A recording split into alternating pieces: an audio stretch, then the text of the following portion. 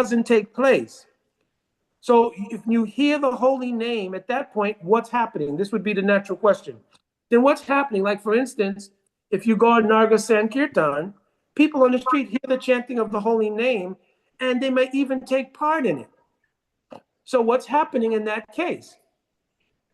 So it's explained in another verse. I'm explaining Sankyat, Parihasam, Vastomam, Helanam Va. So this is called the abbas, or shadow of the name.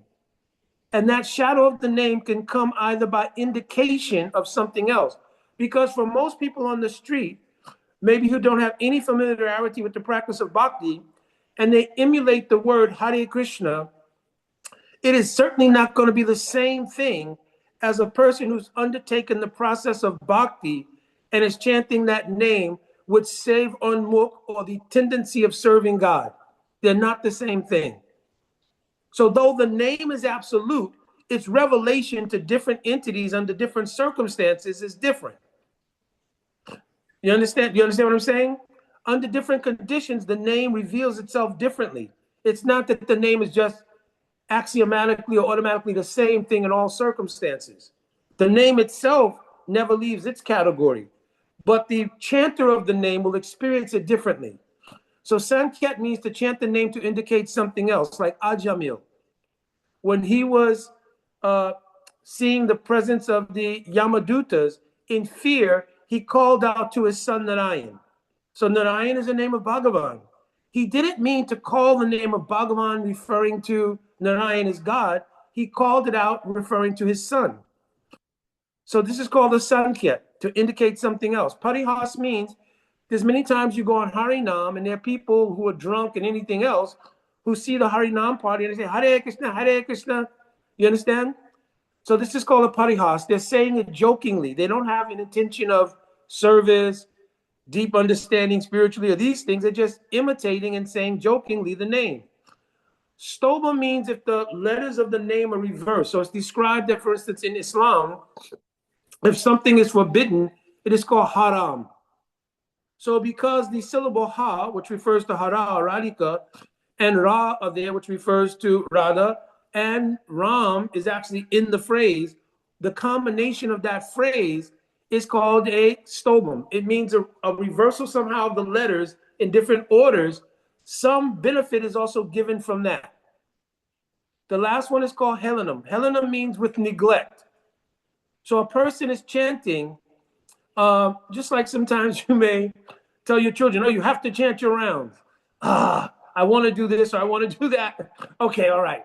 So especially when they're really young. So they sit down and go, Hare Krishna, Krishna, Krishna. You understand? So they're not really absorbed in the chanting. There's some neglectful attitude there because they'd rather be doing something else, but under the strict order of the parents, they're sitting down and chanting.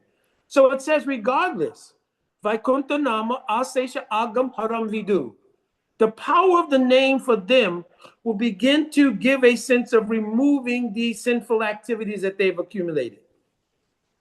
Right? Vaikuntha Nama means because it is an actual spiritual phenomenon, that name. Vaikuntha Nama Asesha Agam Haram Vidu. Haram means to remove, Agam means sins. So we should know that the name, even chanted, can start to remove sins.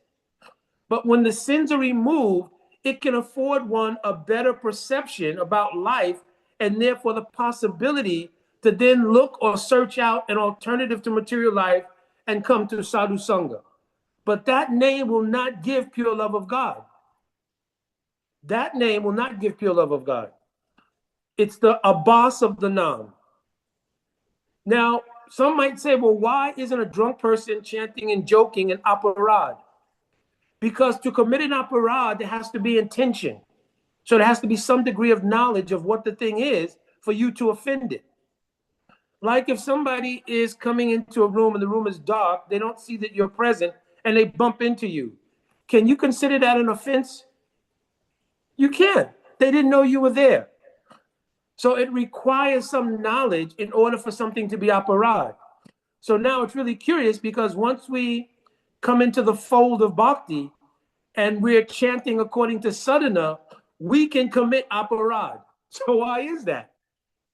Because now we've been informed about the nature of the name.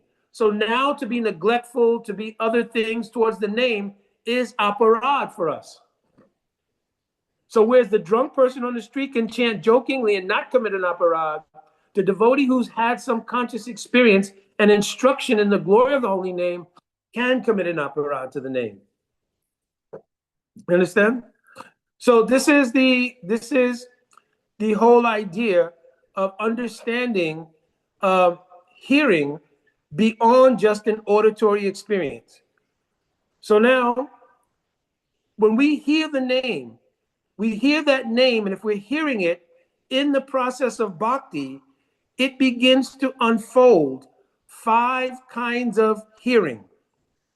The first kind of hearing, and this is in Srila Prabhupada's Nectar of Instruction. It's originally mentioned in the Sandarbha. It's also mentioned, I believe, in Bhakti Rasamrita Sindhu of Rupa Goswami Pad, but certainly it's there in the Bhakti Sandarbha. So it mentions the first stage of hearing is called Śravaṇ-daśā. Śravaṇ-daśā, the word dasa means literally a stage of identity in relation to yourself. Everyone, when you take initiation, the suffix of your name becomes dasa dasi. So dasa also means a state of existence, but you can make a parallel here. You can make a synthesis between the idea of the state in which Sravan actually begins to happen is the state in which you accept I'm the das or dasi of Krishna. Does it make sense? So the state called dasitva, Śravan-daśā, is the state also in which you begin to accept I am the das of Krishna. So as long as you don't accept that, it's not possible for the name to truly enter into your consciousness. Because remember, the material senses can't accommodate it. And if you think I'm John Doe, who's chanting the name? Do you understand what I'm saying? If you believe I am John Doe and you think John Doe is chanting, John Doe's material senses can't hear the name. It can repeat the auditory expression. Hare Krishna, Krishna Krishna, Hare Hare, Hare Ram, Ram Ram, Hare Hare. But the auditory faculty of John Doe can't catch the ability to create realization. It can only remove sins at best. Now, when you identify, I am the das or dasi of Krishna, that is a state in which Śravan-daśā, the state of hearing, takes place. So when you hear the name, even if it's in the early stages, that name will start to reveal to you its own true nature and will impel you from the super soul, because the super soul is the personification of the name, right? It's written, Nama-chintamani Krishna Chaitanya Rasa-vicāra Purnasuro Nitya Mukto, and this is the important line here, Abhinatam Nama-namyo. So the word Abhina means the name is not separate from the reality of Krishna himself. They're not two separate things, they're one reality. So now in the state of accepting I'm the das in relation to Krishna, when you say the name, then the state that takes place between you and the super soul in the beginning is called Śravan-daśā. And in that Śravan-daśā, now you can begin to hear not only the name, but the qualities, pastimes, etc. of the Lord can have some effect on your consciousness in a transformational way. You understand? It's not just removing sins in the background, but it's creating a transformational state of consciousness. You understand? That will impel you, I need to go to someone and try to understand the real depth of this name. Therefore, you become inspired to take up the practice of bhakti. And what is the first thing that happens in the practice of bhakti? What is the very first thing? Somebody can tell me? I've already mentioned it. Development of faith. Śraddhā. Śraddhā, and that Śraddhā should lead to what? Sādhu-saṅga. Sādhu-saṅga. Sādhu-saṅga in this case means guru-pada-sraya. Right? To look for sadhu, to take shelter, where I repose that faith in order to get a deeper understanding of this name. And if anybody's taking notes, just tell me to slow down a little bit so you have time to capture your notes, because it's important. We can always make a part 2 of this if necessary. So the next stage that arises from Śravan-daśā is called Varaṇa-daśā. Varaṇa-daśā means now impelled, as Parvati Didi just mentioned, impelled to seek out the methodology by which I can realize this name. I go and under Varaṇa-daśā, the stage of acceptance, I accept the practice itself, beginning with guru-tattva, etc. Understand? This stage is called Varaṇa-daśā. It also means that my faith allows me to accept things I may not clearly understand at this early stage, but my heart has faith that the things that I'm hearing are acceptable. That is called Varaṇa-daśā. It doesn't mean we don't have questions. It doesn't mean we don't raise doubts. It doesn't mean that we're accepting everything blindly. It means I accept the ability to even question or doubt something, and I know I can get an answer for it. This is why it's very important for those who want to be teachers or to preach and so forth, to be sāstra-vid. And sāstra-vid here means, according to Rupa Goswami, sāstra yukti sunipuna. Sunipuna means accomplished, and not only sāstra, but the logic and the application of sāstra. Because you can't just quote something to somebody, well, this is the reason why. Brahma has 4 heads. Why? Because he's Brahma. So that's not really an explanation. So you have to be able to give the logic. Why would Brahma have 4 heads? Well, one rationale is that Brahma's 4 heads represents the ability to see the 4 Vedas. It represents the ability, therefore, to see what is the totality of knowledge which is presented in the Vedas. So there's a rationale. Why do other Brahmas have more heads? Because on different universes, it is bigger. There's more presentations in higher planets and in higher universes, rather, etc. Not necessarily higher universes, but other universes. Understand? So there is an application and logic behind everything in Sastra. And to be a teacher, preacher, or somebody who's spreading Krishna consciousness, it's good to have the logic and rationale as well as the verse and authoritative statements of Sastra. So this is called Varaṇa-daśā, the stage of acceptance. When you come to the stage of Varaṇa-daśā, then you begin to accept also, which is a really, really important thing, the transformations in your consciousness, because you've given up the idea that I am the controller. So an important feature of Varaṇa-daśā is to accept in your dasattva the ability to allow bhakti to take control rather than thinking I am the controller of bhakti. So let me give you an example of what that looks like. I'm going to chant my rounds and become pure. What is the operative word here I just said that would kind of interfere with that idea? What is the operative word? I am going to chant my rounds. I'm going to. Huh? I was saying that I'm going to. The entitlement behind the yeah. Exactly. I am going to. Because when you surrender, one of the features of surrender is Rakshashiti Vishwas Goptrave Varanam Tata. I have a conviction that the power to both subsidize and protect bhakti doesn't lie with me. What I have committed to is doing what is favorable and avoiding what's unfavorable. That's the extent that I can exercise desire. But the actual facility of bhakti is coming from bhakti itself. In the 11th canto of Bhakti, it mentions Bhaktya Sanjatya Bhaktya. Bhakti comes from bhakti. It does not come from the endeavors of the sadhaka. The sadhaka's endeavors is an invocation for mercy. And the Lord is merciful. You understand? It's in the verse. What is this verse? Nitya Sira Krishna Prema Sadhya Kabunai. Your sadhana can't not force bhakti to appear. And then actually many devotees, for some devotees rather, it becomes a little bit of a issue for them when you get into 5, 10, then 15, 20 years, and you're not hearing ankle bells and flutes. And you start thinking, oh, come on, I'm getting up every morning at 4 o'clock in the morning, chanting all these rounds and everything, going to the Mangalarti, serving, doing so many things. I haven't had a darshan yet. I haven't even heard an ankle bell. At least if Krishna's not going to appear before me, at least he can let me know he's coming. So like this devotee becomes a little impatient and frustrated with the process, thinking the process doesn't work. In more than a likely case, the person had the idea, my sadhana is going to produce this idea.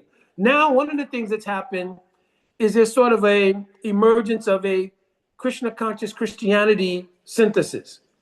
Okay, I'm understanding I'm not going to see Krishna. I'm not going to have that darshan. I'm not going to necessarily become a pure devotee. But I'll stick with the process out of loyalty and faith. And when I die, everything will happen automatically.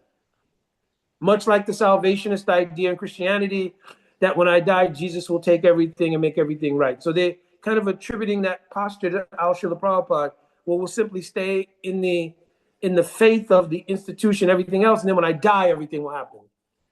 So, but also this is not the process of bhakti. So in Varaṇa-daśā, then the acceptance is that bhakti has the power, and I am not the controller, but I am the sakshi or witness to the power of bhakti.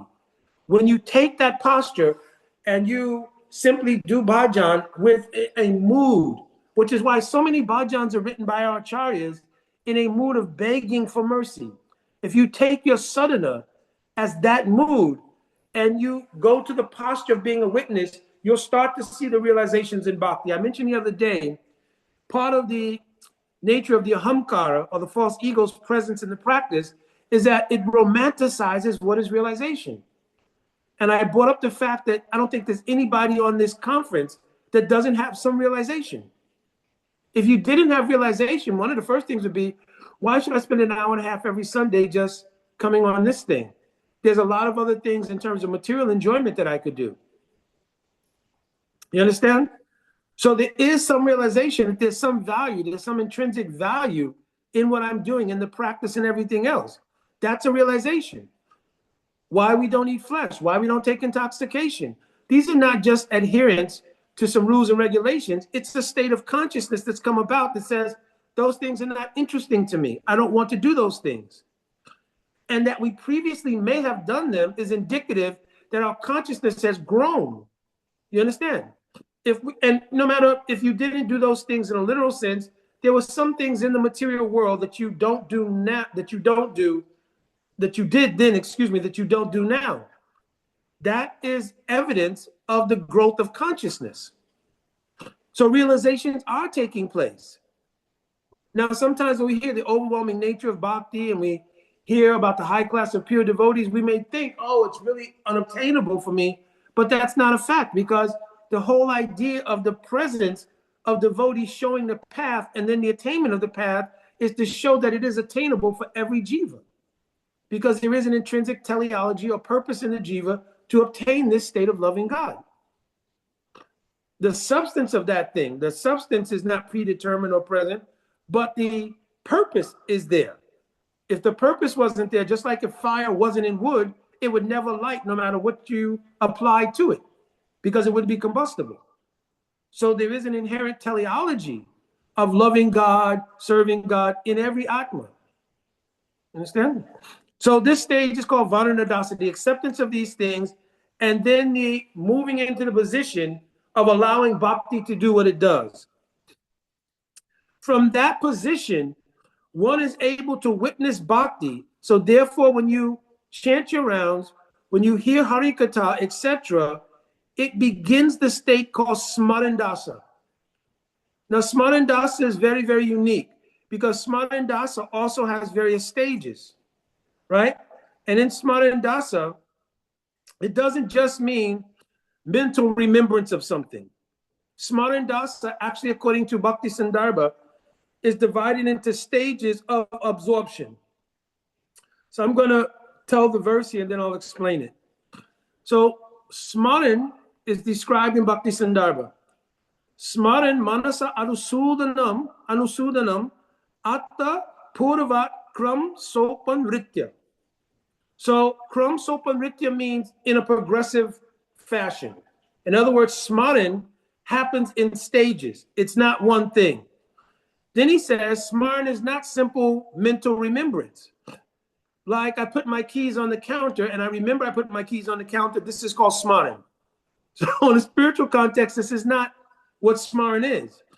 Manasa anusandanam attaha. So what is Smaran? Manasa anusandanam. When the mind and intelligence, anusandanam means becomes absorbed. So anusandana means absorbed in something. So Smaran is not a simple remembrance. It's an absorption, right? Nitya sukta labjam guna parika seva lila smaranam cha anusandhyayam. So now he's saying, what is the absorption? The absorption comes in incremental stages. In first, the nam itself. Then the root of that nam. The root of the nam is not different from the nam itself. Means the form of Krishna and his name are non-different. Then the qualities of Krishna arise. Then the associates of Krishna arise. Then a particular mood of service becomes very fixed in the heart.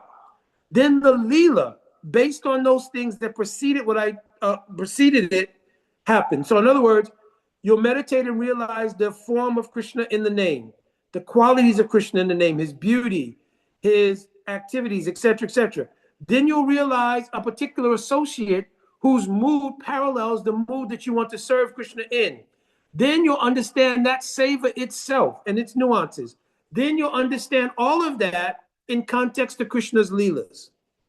This is called Smaran. So if a person says they're doing Smaran, it means they're doing these things. Not that they're remembering, oh, you know, my Gurudev told a really nice story. And he told me this pastime of Krishna, and then you remembered it, right? That is not the full context of Smaran. So let me go on. He mentions Tadidam Smaranam Panchavidam.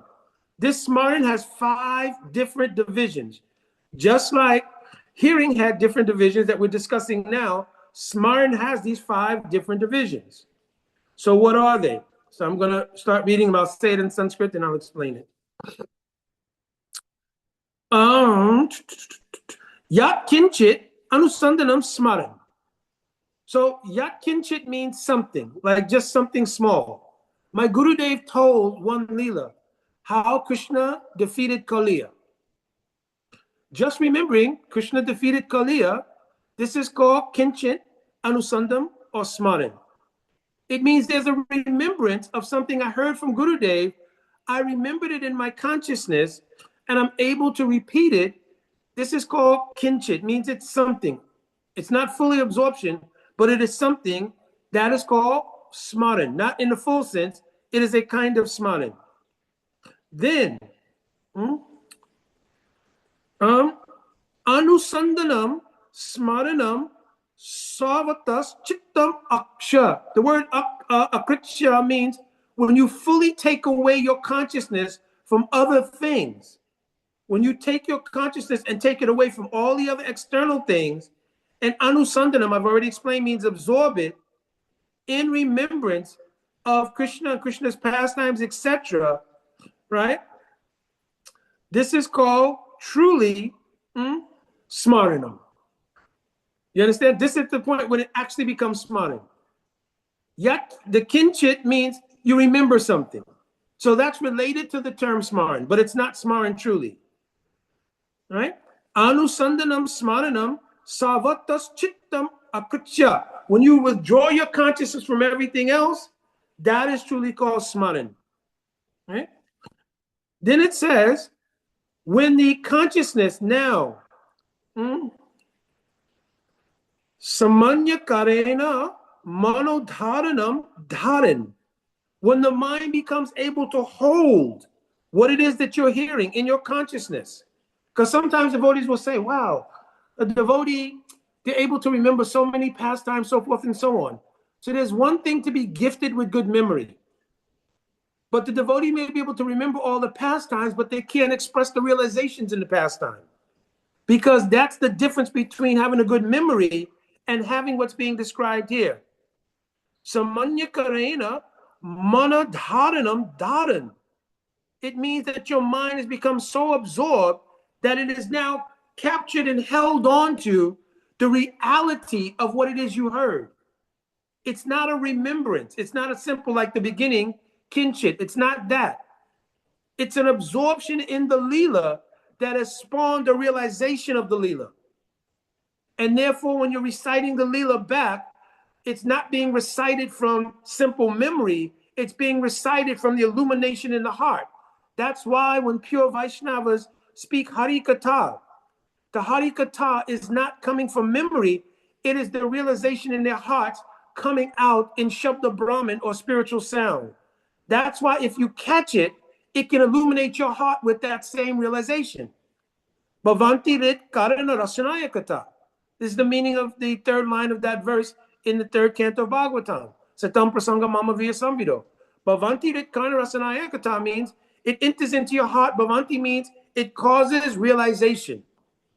Because the speaker is speaking realized sound vibration, they're not speaking memory. There's a difference. That's why you can hear somebody who has a good memory. They can remember verses and they can remember whole pastimes. But if you were to ask them why this in this pastime, why that in this pastime, the realization of those things is not there. You understand?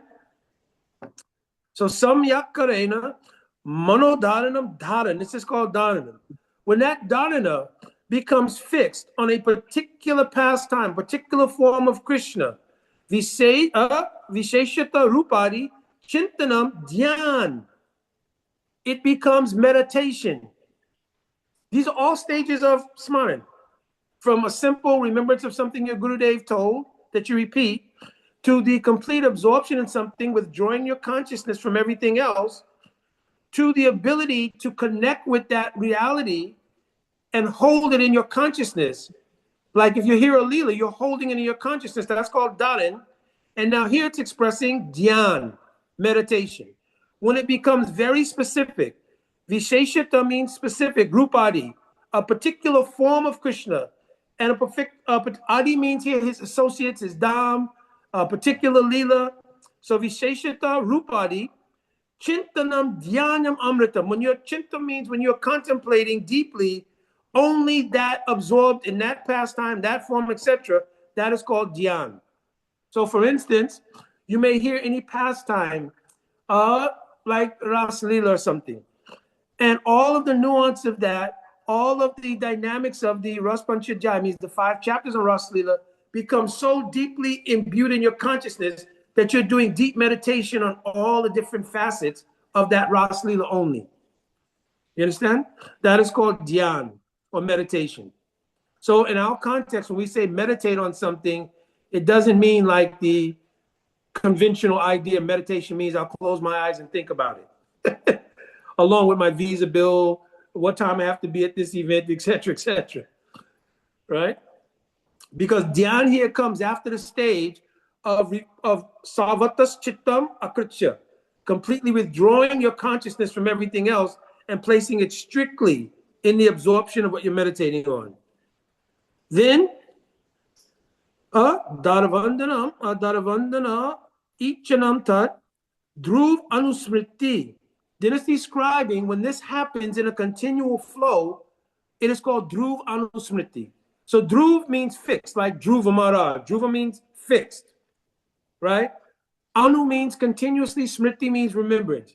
So when you pick up your beads in the morning and you begin chanting, and automatically various leelas that you've heard and everything begin to revolve in your consciousness and you become absorbed. This is called dhruva anusmriti. Fixed, continual remembrance, inspired by hearing, chanting, etc. Jaya mata spuranam samadhi. When that turns into the ability to see the lila in your chitta, that is called samadhi. So let's go over the 5 things. There's Smaran, dharan, Smaran, dharan, dhyan, dhruva anusmriti, and samadhi. These are the 5 stages of Smaran. All right, so let me take a stop right here and ask if anybody needs to have anything repeated or clarified. So we're in the third level of hearing, which is called Smaran, but Smaran has these 5 divisions, and it's very important to understand it. All right? Repeat those 5 divisions. The ones of Smaran? Yes. Okay, Smaran, which just means a simple remembrance. And then that is from Smaran to Dharan, Smaran, Dharan, Dhyan, Dhruva Anusmriti, Samadhi. So Smaran begins with Kinchit Smaran, means I remember something my Guru Dev said. When I'm able to capture not only the what I heard, but I'm able to hold it in my consciousness. That is called Dharan. Dharan literally means to hold. And then Dhyan, when it becomes a specific meditation on a specific root, etc. of Krishna, like his form, his associates, his dham, this thing, that thing, in a particular way, that is called Dhyan or meditation. Dhruva Anusmriti is whenever I begin to chant or do anything that automatically comes up in my consciousness, in my chitta, in a nice flowing way. Right? There's two things here I'm leaving out because I don't want to make more confusion. Dhyan, in many cases, means mantra-maya upasan, which means to meditate on a singular pastime of Krishna, almost like in a photo form. Like the picture of Seva Kunj, right? The picture that you see where Krishna's sitting on a throne with Radhika, surrounded by the manjaris, and you see that vision, but that's all you see. That is called the mantra maya upasan, and that will come in Dhyan. You understand? When it becomes Dhruv Anusmriti, it means that the remembrance is in a flow. Dhruva Anusmriti, a continuum. That stage is called Swarasiki Upasan. So Rasiki Upasan means, so not only am I seeing this vision of Radha and Krishna seated on the throne, surrounded by the manjaris, but I see the Leela of how that took place. How there was a plan of Radhika to leave her home, to come there, and how one manjari escorted her, and how they decorated the kunj for Krishna. This is called Sarasiki Upasan. And this is in Dhruv Anusmriti. Understand? Do all Vaishnavas see the same pastime the same way, or they see it from different angles? No, it's always individual. It's always individual. Yeah. Okay. Is that based on their relationship? It's based on their relationship. So, for instance, if a person is in Sakyarasa, Priyanama Sakas, they will have seen and they may have accompanied Krishna to the rendezvous place. In that way, they may be looking out for any elders who may be coming. They'll tell to Krishna, "Oh, you're really looking good. When you see her, she'll be so impressed." You understand? Then they may do services. They may actually build like places to hide the kunj where Radha and Krishna are meeting. The Ujjalali money, it mentions Subal, he may fan Radha and Krishna by sitting outside where they are, and there's a fan that's attached to a rope, and he's meditating on Krishna being in the presence of Radhika, and he's pulling that rope and fanning them. So you understand?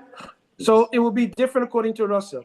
So, and Gail also, so we got it. So it's Smaran, Dharan, Dhyan, Dhruva Anusmriti, and then Samadhi. Samadhi. Got you. Thank you.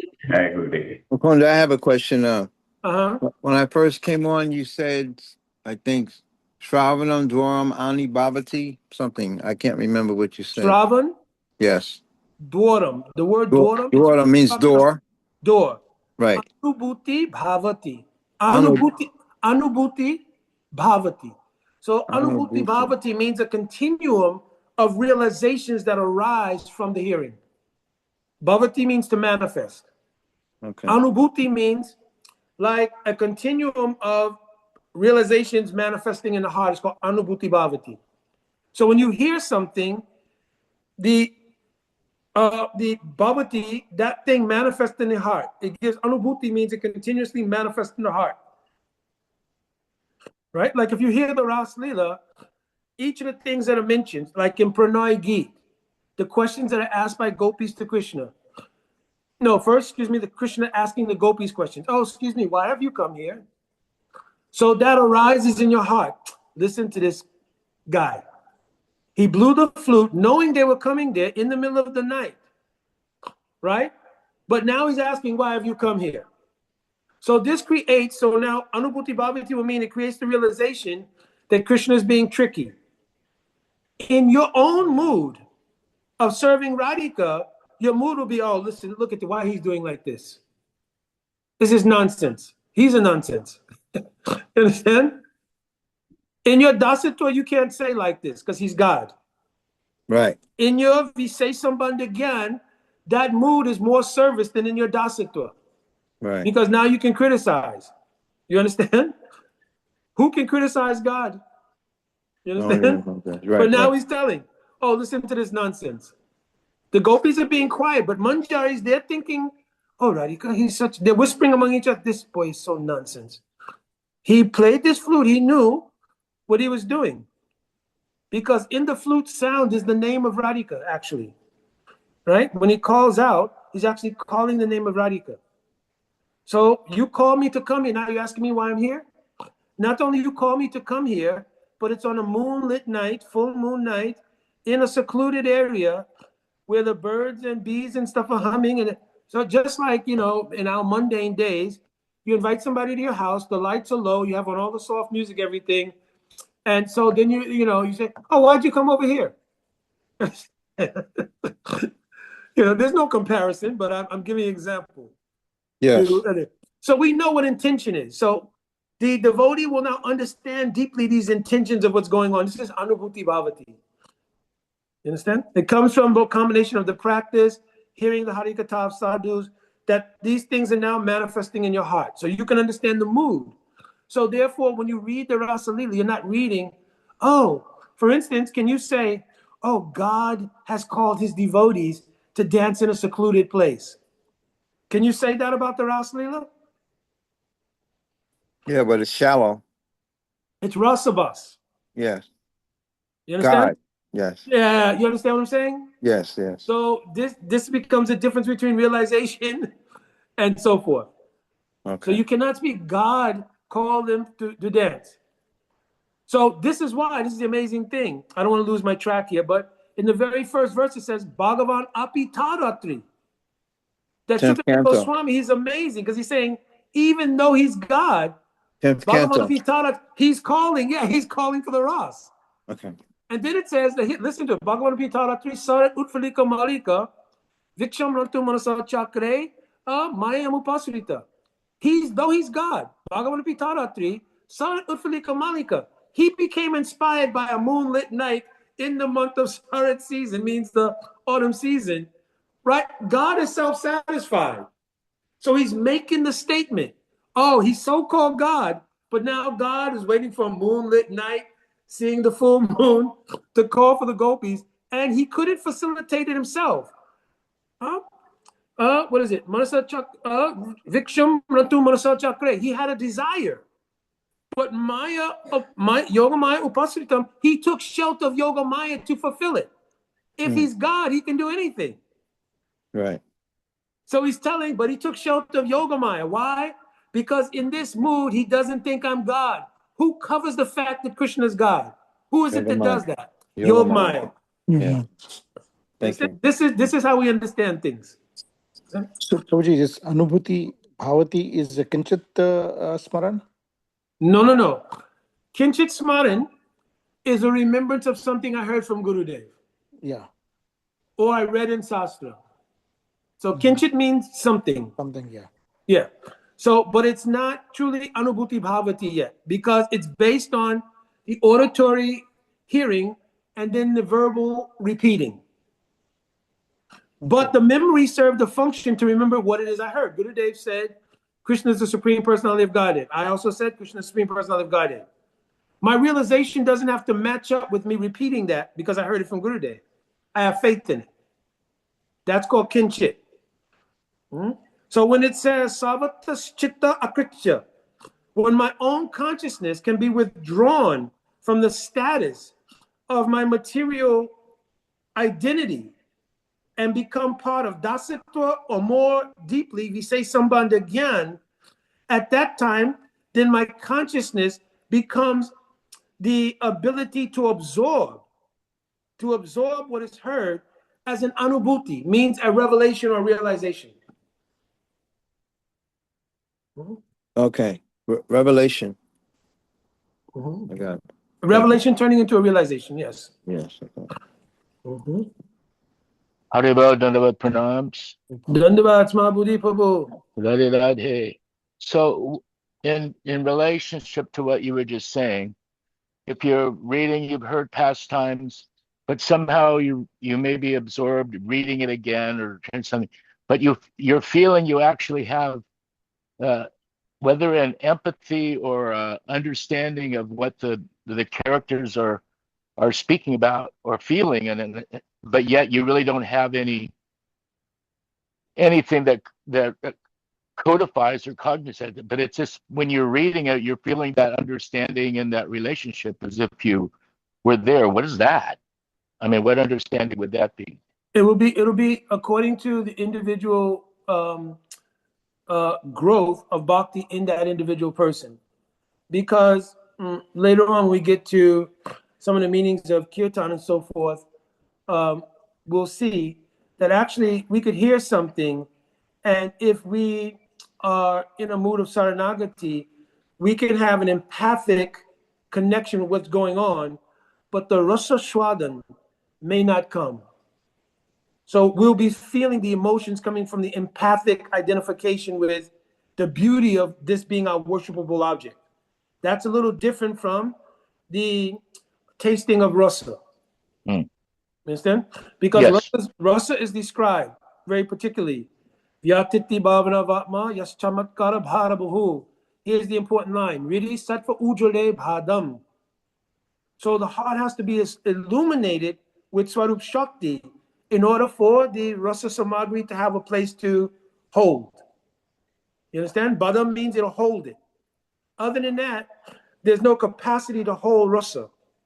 So we have an appreciation. Oh, this is very beautiful. Just like I remember I was doing a class doing Kartik, not a class, but I was participating in an online thing that a devotee asked me to. And they were reading from the Ras Panchadhyaya. But the devotees primarily at that time did not have a lot of experience in terms of sastric understanding, tattva siddhanta, what to speak of Rasa-vicāra. So they would hear something. How, for instance, Krishna, when he left the gopis, then he reappeared, right? So now it says, oh, this is so beautiful. How sweet it is. But what are they talking about? What is sweet? Because they don't know how to identify the rasa samagri here. What is it that makes Krishna, like in the verse, Tasamavya bachachori smaya manamakam bojam, pitam baradara swagri, sakshat manmat manmat. There are so many Rasa-vicāra in that statement, and they have no idea maybe what it is. So if you say, oh, this is so pretty, it's so beautiful, it will have to come from material sensibilities of the experience of boys and girls, and now they're meeting again. All of the drama is over and Krishna's returned. Very sweet. So they can't truly understand the depth of what's happening here. Why Krishna is called Sakshat Manmat Manmat means he's now directly Cupid. He wasn't Cupid before. So these are the things I'm talking about. So there can be a kind of empathic, and especially if the devotee is pretty advanced and they've been reading and they have some idea of Rasa-vicāra. So though they may not be in a stage to taste the rasa samagri, means the ingredients of the rasa there, they can know, oh, this is what kind of speciality of rasa this is. So that's different from like devotees who are looking at it and from their material sensibilities of their previous experiences in the material world, identifying it like Romeo and Juliet. You understand? Yeah. So like yourself, experienced devotees who understood Rasa-vicāra, so they'll also have an experience of the beauty of that thing from the basis of their advancement in bhakti, even if they have not yet come to the point of tasting the rasa samagri directly. Thank you. Very nice. Appreciate it. All right. So let's go on. Gail, you were okay, right? Your hand is just still up, but I think it was from the previous question. No, yeah, I had a couple of questions. Okay. Let me go through these next two, and then I'll come right back. I'm just gonna go through the next one, so I'll make sure I get them. Okay. All right. So then the next thing after Smaran is Bhāva-daśā. Bhāva-daśā means the stage of Bhava. in the stage of Bhāva, very similar to the question that Mahabodhi Prabhu was just presenting, it's at that stage that the synthesis of our consciousness with the inherent moods, emotionally, etc., in the absorption of that lila, they come into the consciousness of the jiva at that time. So the stage of Bhavapana means the stage of Bhav itself. This is when the Swarup Shaktis descended onto the chitta, taken over the functions of the chitta, and now the chitta is a suitable seating for rasa. So when you hear a lila, not only the activities in the lila take place, but the emotional content of the characters in the lila vicariously come onto your chitta, much in the same way that in the mundane world, your experiences in the mundane world were all vicarious. But now here, there's the vicarious expression of reality of those leelas on your consciousness. You understand? So let me say it again. So in the material world, all your experiences were vicarious because the soul never touches the material world. But you went through all the emotional states in the material world. Heartbreak, I was in love, I was out of love, looking for love and all the wrong, all these things we went through, right? Now, in the spiritual reality, the Atma has become one with Swarup Shakti. And the Swarup Shakti is now giving its direct experience onto the Chitta. And the soul is able to digest now the ingredients emotionally that's in the characters. What's in Krishna, what's in Radhika. This happens by something called Yavad Asray Vritti. It means from Radhika's heart, her moods spill out and enter into the hearts of those who are near and who are serving her. Let me explain it again. It is called Yavad Asraya Vritti. So the word Yavat means whomever. Asraya means they become the shelter. Vritti. Vritti means the moods in the heart of Radhika. So when a lila takes place in the stage of Bhav, in your spiritual form, what you can perceive in your consciousness now, it's called Swarup Siddhi. In that form, the experiences coming from the heart of Radhika enter into the heart of the jiva. And Ujjwali Mani says, asana janatarit valodanam. They take a seating there and they churn the heart with the emotions that are spilling over from the heart of Radhika in any particular lila. Okay? This stage is called Bhav.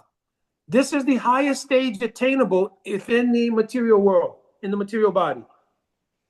After this will come Prem Sampati Dasha, which is the stage in which your actual spiritual body, void of a material casing, is fully manifest anywhere Krishna is performing his leelas within the material universes. That is called Vastu Siddhi. In the stage of Bhava, it's called Swarup Siddhi, means I realize my Swarup. When I give up this body, I will obtain direct association in wherever Krishna is performing his pastimes in a body composed of Sandhini Shakti. That is called Vastu Siddhi. All right, we still have to go on to some other things, but let me come back. And Gail, you had a couple of other questions before I deal with Kirtan? Oh, yes, Prabhu. Yeah, a couple things. One is, can you translate Rasa-vicāra for me? Yes. Vichar means the understanding or consideration of something. Rasa means of rasa, because rasa means the emotional content in something. Like in a lila, there's an emotional content, and then there's tattva-vicāra. So considerations of the truth of this thing. Truth here means what is the philosophical or theological truth of it?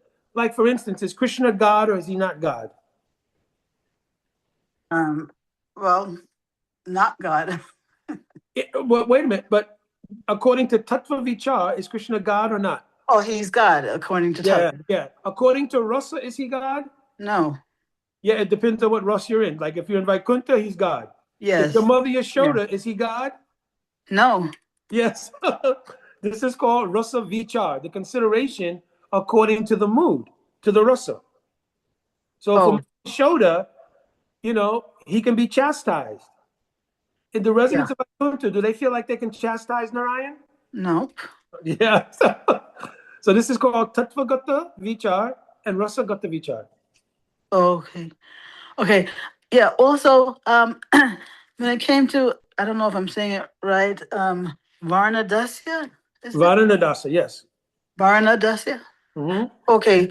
Yeah, I really didn't get a very clear conception of that term. Oh, very good. So Varaṇa-daśā means the stage of acceptance. Like you can hear something, it doesn't mean that it translated into a conscious understanding of it, and therefore I'm going to take action on it, right? So when you hear, right, and we describe the stages of hearing is what we're talking about here, the stage in which your hearing becomes fruitful is in a stage called Varaṇa-daśā. It means because I've heard it, I've understood it, I've put my faith in it, and I'm taking action on it. That is called Varaṇa-daśā. So Varna there means, what's the translation of Varna there?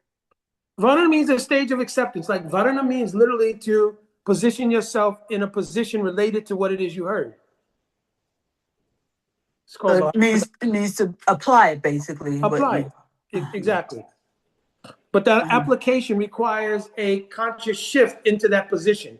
That's why it's called a daśā, means a state of consciousness. And that was the stage directly after just the hearing, you know, like I heard, right? So like you hear the philosophy, yeah, and you chant rounds, which are the abhas. I mentioned that at the beginning, like they're the abhas. You're chanting and you're hearing. So at a certain point, that has to turn into Varaṇa-daśā. Means the acceptance of what you're hearing and reading. That's the beginning of accepting the process. Once you accept the process, then it accesses the ability to do Smaran in the various iterations of Smaran that I talked about. Understand? Because your consciousness will not hold the truth until the process is accepted. You understand? And once you accept the process, it becomes a suitable seating for true remembrance, beginning with just hearing something and being able to repeat it with faith, then being able to absorb it in your consciousness, then being able to absorb it in your consciousness and have an experience of it on a continual flow, then a particular kind of meditation on it, you understand? And then actually the samadhi or absorption in it, where you can actually realize yourself in that particular lila. When it came to Dhruva Anusmriti. Yes. Yeah. So the difference between that and samadhi is that you might, in Dhruva Anusmriti, you're not necessarily participating in that lila yourself, right? Exactly. You could, the Dhruva Anusmriti means the lila comes up automatically and flows on a continuum. But the fullness of your ability to be a participant due to Swarup Shakti means your realization of your own form in full, in which you can participate in the lila, has not appeared yet. That will come in Bhav. And so you have, do you have to be in Bhav to enter samadhi? Yes. Yeah. Because your ability to enter samadhi means that you have a place to enter it in too. Yeah, right. So you have to realize your Swarup. Your Swarup is where your samadhi can take place. In other words, you can enter into a form that you've realized. You can have conviction and knowledge about that form prior to Bhav, but your entrance into the form happens at Bhav. Because Swarup Shakti will descend and crystallize the ruchi that you have for that particular form. The understanding of the form may come prior to that. You understand? Even at the time of Diksha, you can have conviction about your form.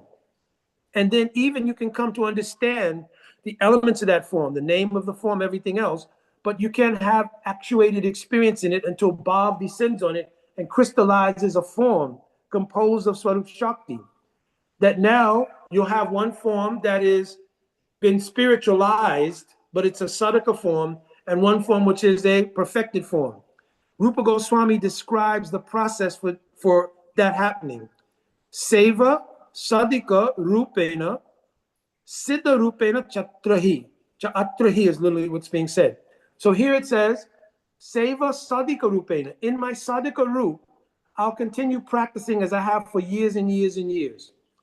But because I've realized now in Bhav, my Swarup, in that form as so-and-so manjari, etc., etc., when I'm doing my bhajan, the portal that opens up from Smaran, etc., opens up the portal of the Leela in which I have a form to participate in the Leela with.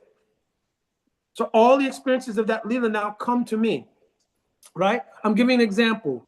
Both Vilap Kushmanjali and Radha Rasa Shuddha Nidhi are all direct descriptions of that phenomenon. Raghunath Das Goswami is living on the bank of Radha Kund. On the bank of Radha Kund, he's reading one book, Dan Keli Kumodi, which is a whole book about the pastimes of Radha and Krishna's tax collecting, right? While he's reading that, he becomes absorbed in meditation on that Leela. He enters into his realized form as Rati Manjari, or Tulsi Manjari is his nickname. In that form as Tulsi Manjari, nickname, right? He's having the experiences of the association. At a certain point, to nourish his continuum from Sadak to Siddha, that Leela at some point may break. That vision of that Leela will break. He'll be immersed in a mood of separation at that point. That separation, what is this verse? Na vina vipralamena sambo pushnyashnute. That separation is not a suffering. It is an experience of a pain that nourishes his desire to meet again. Then again, Radha will bestow upon him a mercy for a whole nother vision of another Leela, etc., etc. And this goes on as long as one has the sadhaka roop. Same thing as then Radha Rasa Shuddha Nidhi with Prabodhananda Saraswati, who's a manifestation of Tunga Vijaya Sakti. He's meditating on the glory of Manjari Bhav. So now he experiences himself in Manjari Bhav having one vision, and that vision is broken. He prays again for vision, it comes again. You understand? Okay. When you were saying that, were you saying that, and it is only at the stage of bhava that the feelings that Radharani has come into the heart of the jiva? Yes, this is called Yavana Shraya Vritti. It can come in the stage of bhav. Something can come in the stage of bhav. It's predominantly in the stage of praying, because Yavana Shraya Vritti is actually an aspect of the stage of praying called Anurag. But that will get us off of our subject. Yeah. Okay, just one last thing, Prabhu, is can you just, I think you did give a little example, but I need another one maybe, of the difference between like intellectually knowing about a pastime and having realization of the pastime. Okay, very good. So there are some devotees, they can have read something in śāstra or have heard a pastime from someone, and by mental faculty, they can remember the pastime, right? They don't have the rasa samagri of the pastime. They've not even realized necessarily the rasa-vicāra of the pastime. And in some cases, they can't distinguish between the conflation of tattva-vicāra and rasa-vicāra. So in this way, they're repeating the pastime, but void of the essential ingredients that are called realization of the pastime. They're repeating the what they've heard from memory. Yes, Krishna went down to the bank of the Jamuna. He played his flute. At that time, some say 3 billion, some say a billion gopis came, and they were all on the bank of the Jamuna River. And Krishna began dancing with them, and then they became proud. I've actually heard devotees say, as far as they're becoming proud, they'll make a parallel. This is why we should not develop pride, which means they have no understanding of what happened with the gopis. Tasam tat sabhagya madam does not mean mundane pride. Yes. It says sobhagya. Sobhagya means the great fortune they had of dancing with Krishna alone, you understand, gave rise to sobhagya. This helps them to experience something called man, you understand, due to the pranay of dancing with Krishna alone. And now those sadhana siddha gopis, their praying will elevate from there after Krishna disappears through the experience of rag. So without understanding these things, they're speaking the pastime, but they don't have a foundational understanding of the ingredients truly in the pastime. So there's no harm, because like Krishna's name, the pastimes will help to become purified. they'll get sadhu-saṅga, and under a sadhu, they can hear all of these things and gradually come to understand them. Okay. Okay, Prabhu. But, in the example that you just gave of, those. All right, but let me come back though, because question. Yeah. All right. Any other questions on this? If not, I'll quickly explain kirtan. And there we go. We've explained Smaran. We've explained Śravan. So what is kirtan? Kirtan has been described savot bhavena kirtan.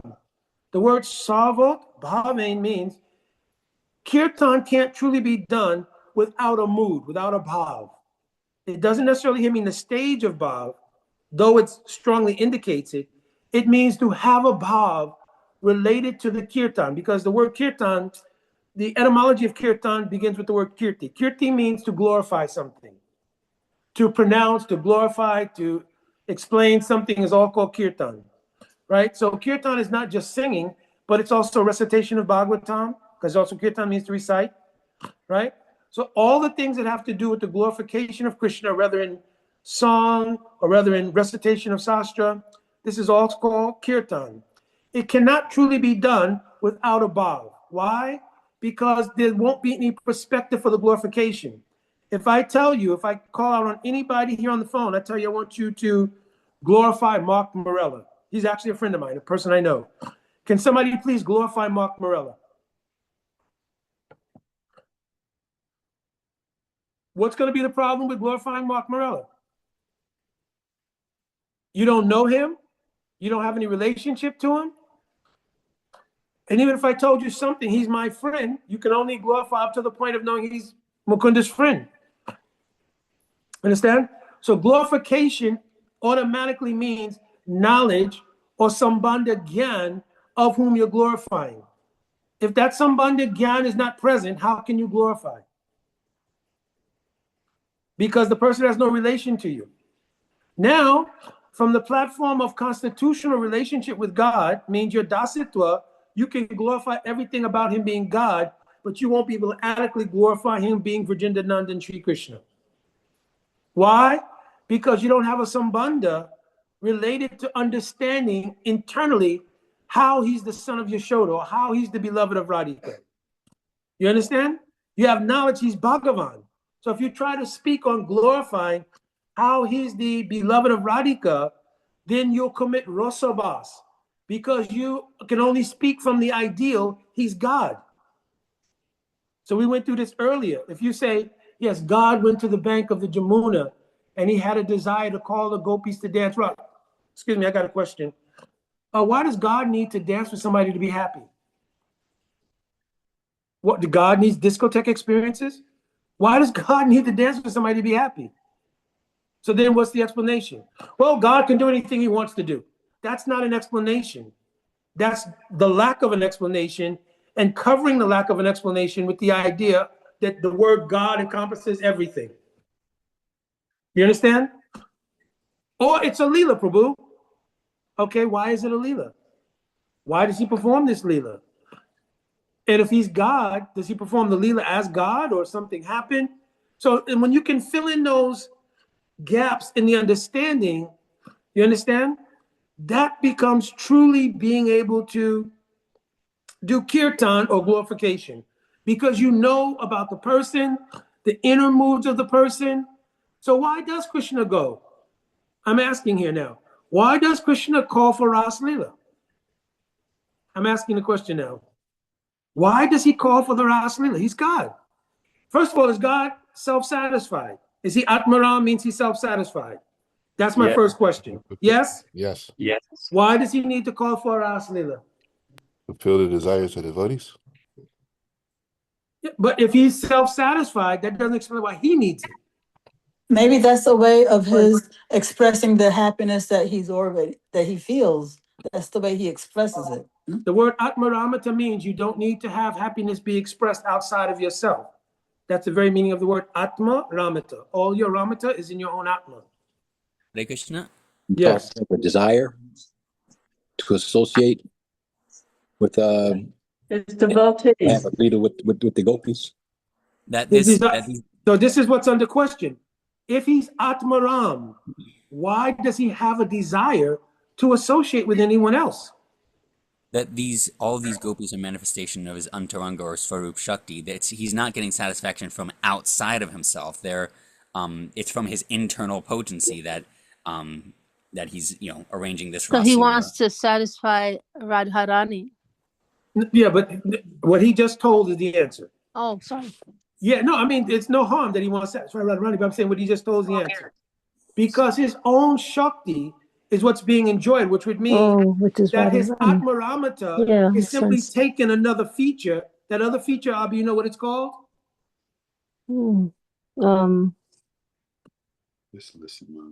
What you described is true. What's it called? The Atmaramata and then there is Pararamata?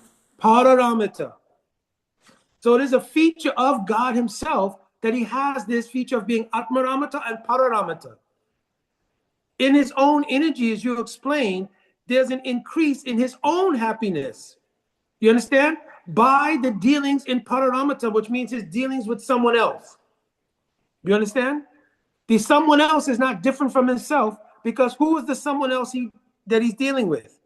His own Shakti in the form of Radharani. And by expansion, all of the gopis who are Kaya View of Radhika or have become associated with the Kaya View of Radhika by becoming Siddha is whom he's associating with.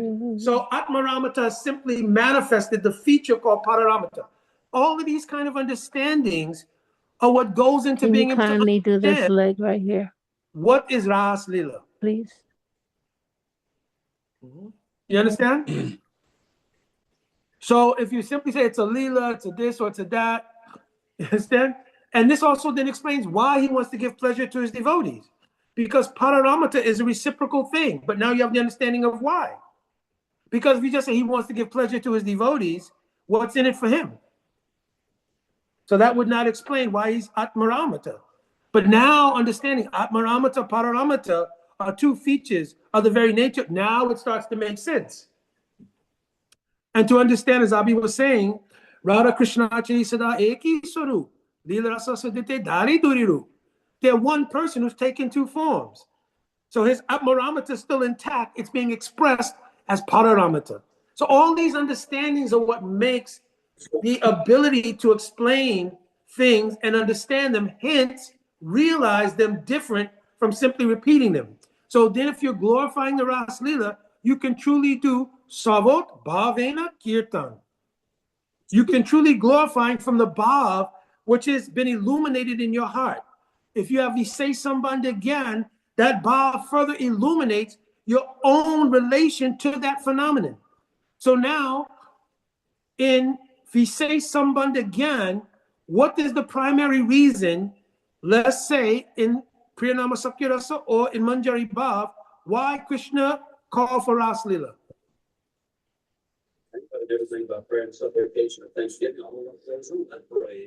Somebody answering? If not, you have to mute out for a second. So now from Visay-sambandha again, why did Krishna call for Rasa-līlā?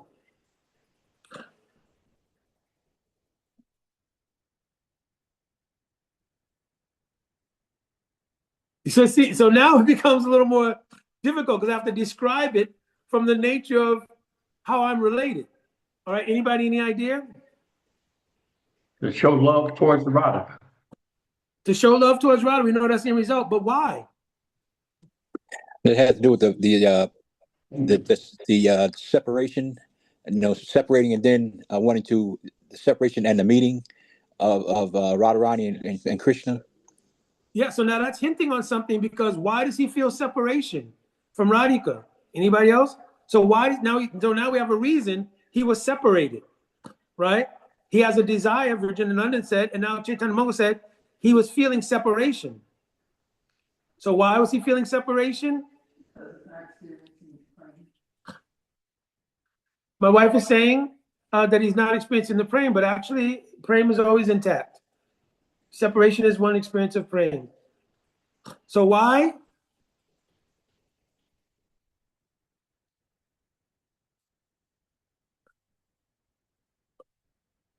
Ding, ding, ding, ding, ding, ding, ding. It's all about listen. It's all about love. Yeah, now you answer. Because prem is the actual controlling element. You understand? Radha and Krishna are under the control of what? So he said it's all about love. Prem is the controlling element. What's inspiring the desire in the heart of Krishna to meet with Radhika? Prem. Yeah. You understand?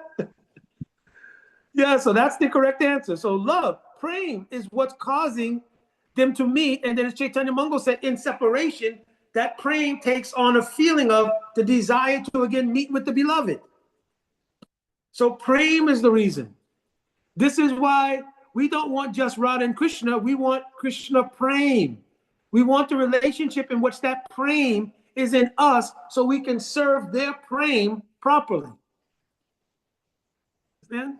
So this is now called Savot Bhavena Kirtan, having a mood which is imbued with a particular aspect of prem in Dasyaras, Sakyaras, Madhuryaras, Vatsalyaras, etc. Right? And now applying that to the glorification from that perspective gives insight, oh, why Krishna is doing this, why Krishna is doing it, why Radha's done that. Right?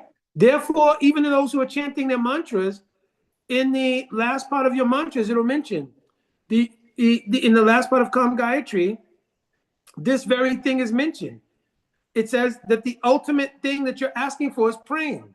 I'm not repeating the mantra on the phone, but the mantra which explains the last part of your mantra, Sriman Rasa Rasarambi, Vangsivata Tatakstita Kashan Venushwanair Gopi, Gopinatas Vestuna. That Krishna went to the bank of the Jamuna, Vangsivat. Kashan Venushwanair Gopi. He began playing his flute. Sriman Rasa Rasarambi. Aramba means he's the one who initiated this. Just like in the first verse of Rasa-līlā, Viksham Rantu Manasachat, he had a desire. Why? Because who is the embodiment of that praying that you said is the goal of everything? Who's the embodiment of that praying? That should be, everybody should unmute at the same time and yell the answer. Radharani. Radha. Therefore, his desire to call for Ras is born from the fact that Radhika is the very embodiment of that praying that controls both of them. Understand? So to glorify them, this is called doing kirtan with this kind of understanding and this kind of mood. Understand? All right. Any questions? Because we have to end on time today. Any other questions? This is recorded, so we'll have the class available for further digestion. Oh, I do want to address something because a really good question was asked the other day, and it is something that has come up. So there was the understanding that in Srila Prabhupada's books, especially in the beginning, it mentions, as far as Harinam is concerned, we should chant the mantra and hear. So it says simply chant the mantra and hear. So now, after today, there should be a deeper understanding of what hearing means. So when Srila Prabhupada said just chant and hear, he meant in progressive stages of hearing. But at the time, we were thinking it was simply based on the auditory idea of hearing. So then we'll chant our rounds, Hare Krishna, Krishna. And we get into this war with the mind and previous impressions, which keeps saying, okay, Hare Krishna, did you lock the door? Hare Krishna, where was I in the mantra? Okay, oh, Krishna, Hare Ram, bring, the phone rings. Yes. So we're in this constant battle with the mind over trying to keep track of an auditory experience while 10 billion things are going on in our consciousness and outside of our consciousness. So in the very beginning, he said, if you will chant, so Jiva Goswami has written, Pratamam Nam Nam Sudha Antakaran Artha Peksham. In the very beginning, when you chant, the chanting, which is an abhas of the name, will act to begin to purify your consciousness by being able to auditorily hear the 32 syllables of the name, right? But after that, once your consciousness has become a little more purified, now you should begin accepting the process in deeper and deeper ways, right? Depending on where you're situated, then you accept the next level of expression in the process. So first, Guru Parasraya, Tata Dikshadi Shikshanam, then Vishrambena Guru Seva, Sadhu Vatmanu Vatmanam. So like this, you follow progressively the stages, right? And then as things get deeper and deeper, the revelation of the name gets deeper and deeper. So then Jiva Goswami says, after your consciousness has become somewhat pure, Sude cha antakarane rupa shravanena tat udaya yogyata bhavati, the root of the name. In other words, when you're chanting Krishna's name, his form appears in your consciousness because the name and Krishna are non-different. Then after Krishna's form appears, the qualities of Krishna appear, the associates of Krishna appear, the savor of Krishna appears according to your particular mood, then the Leela of Krishna appears all in your consciousness. Jiva Goswami gave this understanding in his Bhakti Sandarbha. I think it's Anuchet 250 something. Understood? All right, so that addresses that particular question. So what does Srila Prabhupada mean by simply chant and hear? He was not speaking to an auditory idea. In the beginning, that may be there, but this is not called Nam lottery. So the Nam lottery many devotees were doing for years and years is, I'm going to keep chanting, then I'm going to hit the lucky name, and then everything's going to happen. So Hare Krishna, Krishna Krishna. Oh, I didn't get it on that one. Let me do it again. Hare Krishna, Hare Krishna. So it's called Nam lottery, right? I'm going to keep chanting, and then one day the pure name is going to pop out. That's not what it means. It means we chant to purify the antakara. It means your subtle body of the mind, intelligence, false egoism. Then when that's somewhat purified, you approach a sadhu and you take initiation. You get dasa dasi. So now I've come to be established, at least intellectually in the beginning, that I'm the servant of Krishna. I'm not my material body, mind, etc. So this stage is extremely important. And then you continue chanting. More purification is taking place, but now the Nam starts revealing itself. Yes, the same deity that you worship in the morning is not different from the name you're chanting now. Not just by association, but by reality. So actually when you're chanting Harinam, you're actually doing deity worship. You understand? Then the name starts to reveal more about its qualities, etc., etc. Then you take Diksha. A particular relationship in a seed form is given to Hari and Krishna, Radha and Krishna. You understand? So this is how the process works. All right. Any couple of questions before we end? Okay, Shyam Sundar Prabhu. Hare Krishna Prabhuji, Dandavat Pranams. Can you hear me? Yeah, I am. But let me tell you something. It just confused me because there's a Shama Sundar and a Lachua. Also, then I heard your voice. I said, whoa. Okay, go ahead, Prabhuji. Okay, and speaking about Kirtan, you said that Kirtan means to glorify. And for us to properly glorify, we have to establish a relationship with whatever it is that we're glorifying. How do we go about establishing that relationship to be able to properly glorify that thing? By first approaching a sadhu, and then Rupa Goswami said, Guru Padasraya. First thing is to take shelter of Guru. Because Guru is the embodiment of the sort of portal of the communication from Radha and Krishna to Mahaprabhu to Parampara to give illumination in the heart of an aspirant about their relationship. The first part of that relationship is to establish the constitutional reality that we're not the bodies we think we are, but we're actually servants of God.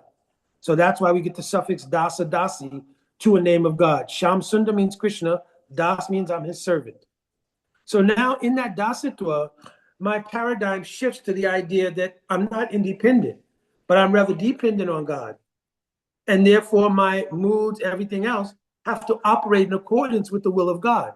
Now, later on, when I receive Diksha, I receive a specificity around serving God. You understand? And then that lends to a deeper ability to glorify, just like there's some people who could glorify your significant other or your wife by knowing her from a job or knowing her from church or knowing her from some social environment or something like that. But nobody can glorify like you who have the conjugal relation with the wife. Your children can glorify you unlike anybody that may be at the school you teach at or at the coaching that you do of a group. your sons and daughters will be much more able to glorify you by the intimacy of their relationship in a parental mood and a parent-child mood than any other children. So then, therefore, the specificity of your relationship, it is called Vise-sambandha-gyan, opens up the portal to glorify from the perspective of a specific relationship. Understand? So, Shyam Prabhu, it's okay? Yes, thank you, Prabhuji. All right, Gail, I'm going to come back. Let me take some first questions first. So, Genevieve?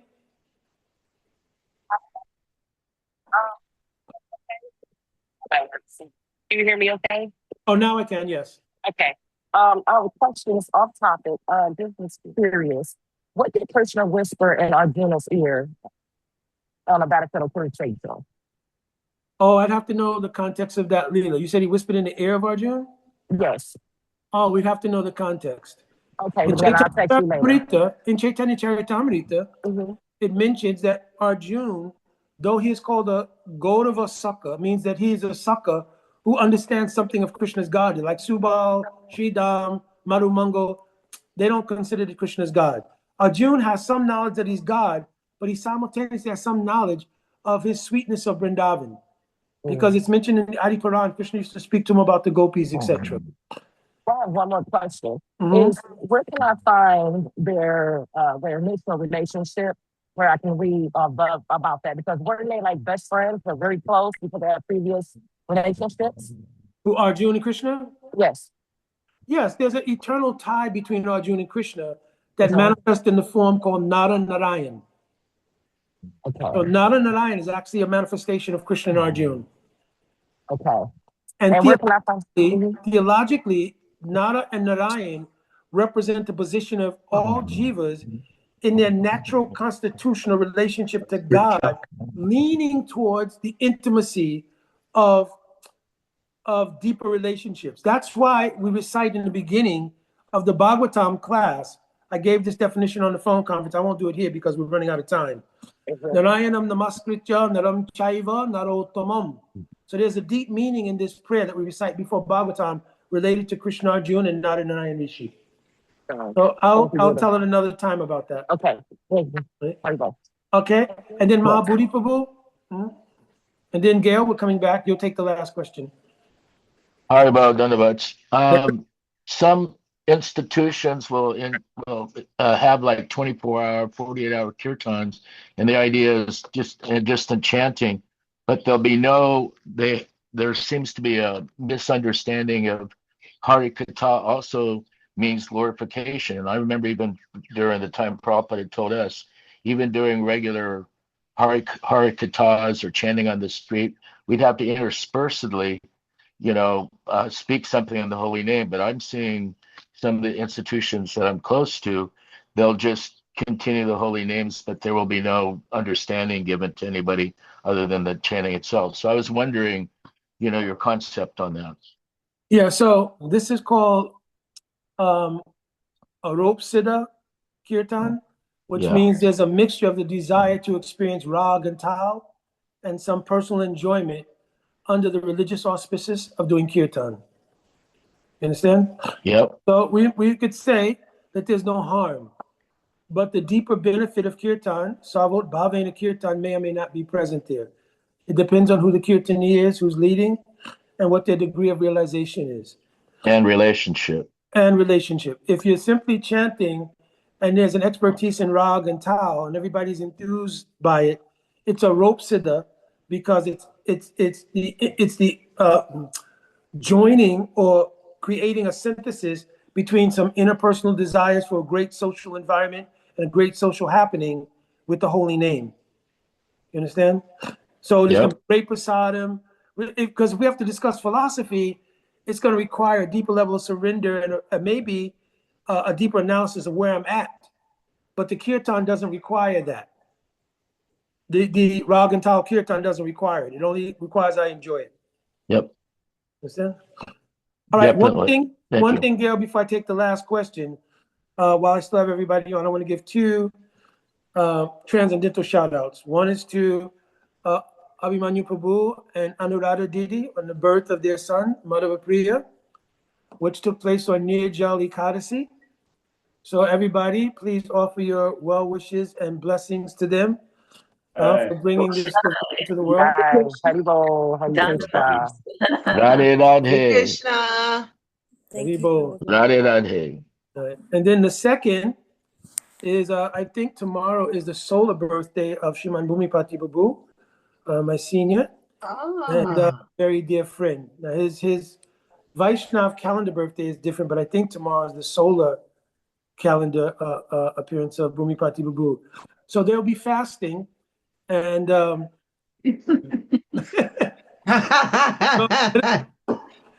whatever. All right, Gail, take the last question.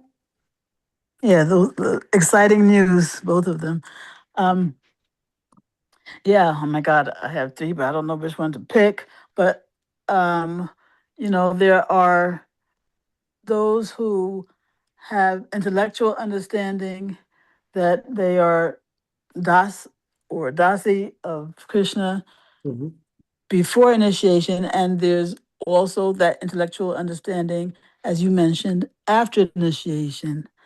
So, no, one more time. After initiation, it's not intellectual. No, but you mentioned that at first, right? At first, after initiation, there will be there it may start out as intellectual. Yeah, their understanding will be intellectual, but the actuality of their dasita has been affirmed in parampara. So in other words, Krishna and Radhika Mahaprabhu, through parampara, they're awarding dasitva to that jiva because of their saranagati. Now, the person may only be able to intellectually understand that in the beginning, but the actuality of the dasitva has been given in parampara. Okay. Which is not possible outside of, I mean, not possible. But you know, a person may accept Srila Prabhupada, and that's in parampara. Nope. Parampara means guru parampara. So Prabhupada had a guru, Bhakti Saraswati Thakur, who had a guru named Gokasharas Babaji Maharaj, who had a guru, actually the guru of Gokasharas Babaji Maharaj, not mentioned directly in our Shiksha Parampara, but he accepted Shiksha from Bhakti Vinod Thakur. Bhakti Vinod Thakur from Jagannath Das Babaji prominently, but from Bipin Bihari Goswami in terms of the actual Diksha. Then, like this, you go back, Bhagavad Das Babaji Maharaj, guru of Jagannath Das Babaji Maharaj. So everybody's come in a parampara of guru-disciple relationship. So the idea that Prabhupada would be accepted as guru is not Siddhantic parampara. Because he's not physically present for that reason? Because yeah, and also because there's qualities inherent in guru-disciple relationship. Tajmat Guru Prapajita Jigyasho Shreyatamam. So now, let's ask Srila Prabhupada if he accepted us as a disciple or not. Can we ask him that question? No. How you can be in parampara with Prabhupada? Suppose he decided that you should take from someone else. Suppose he decided he wasn't going to give initiation. Suppose, you understand?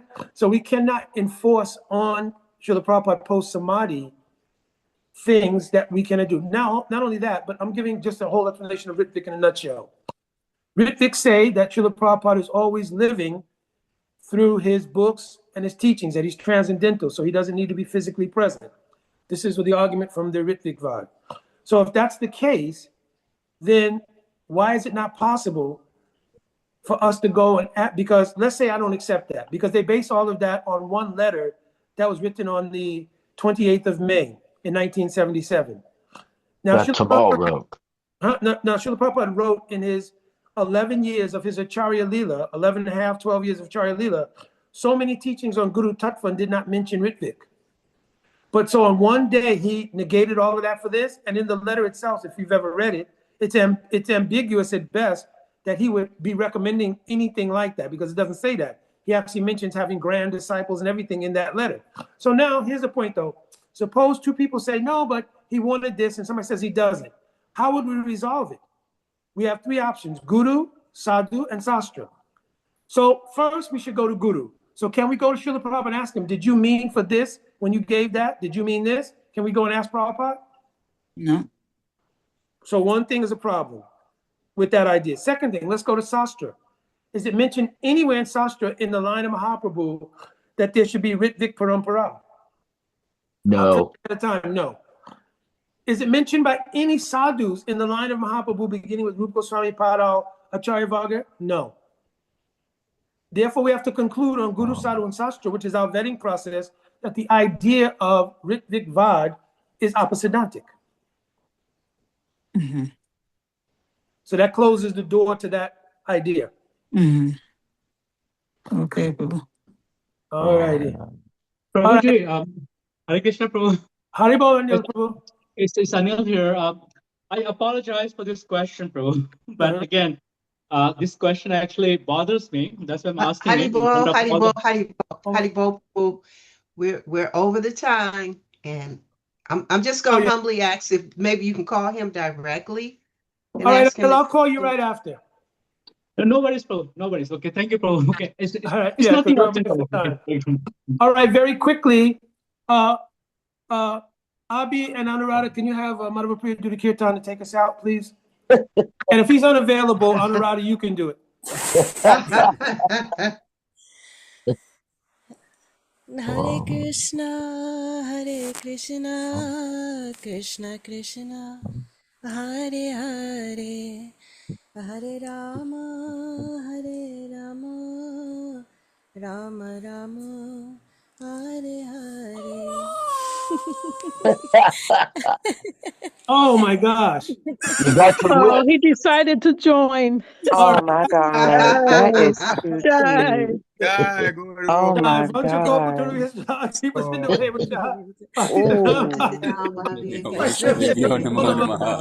that is so precious. Thank you. Haribol.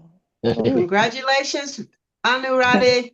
Congratulations. Thank you. Oh, Haribol. Radhe Radhe. So beautiful. Oh my God. So beautiful. Haribol. Haribol.